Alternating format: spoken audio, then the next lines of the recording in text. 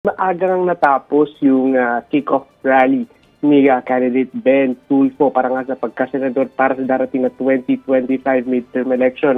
Actually, wala pang alas 12, natapos na yung kick-off rally. No? Pero kanina ramdam naman no, na puno yung ng mga taga-suporta nga yung covered court sa may Quezon City na pinagdausan ng kanyang kick-off rally. No? Pagpasok pa lang sa venue, talagang sinalubong na siya ng malalakas na hiyawan. Pati yung mga tao nagpalakpakan mula doon sa kanyang mga taga-suporta kasama nga si District 6 ng Quezon City, Congresswoman Marivic Copilar. No? And tampok din yung kanina, may mga musical performances din na nangyari kung saan nga tinanghal din yung kanyang official na campaign song. No? So, kanya mahigit around 1 hour din siya nagsalita, no? Kung saan niya pinag-usapan o nilatag niya yung ilang kanyang mga advocacy sakaling makalalan bilang senador, no, kabilang dito nga yung pagsusulong ng mga batas para sa kapakanan ng mga persons with disabilities, senior citizen, and yung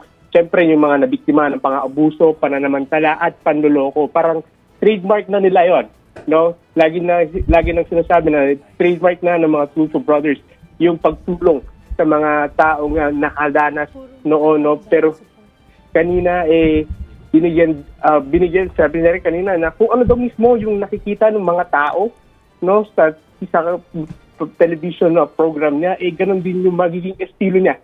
Yung kung sakali mang manalo siya at makakuha ng upuan sa Senado, dagdag na nga meron daw siyang dekadang mga karanasan, no, para sa pagtulong sa masa, no.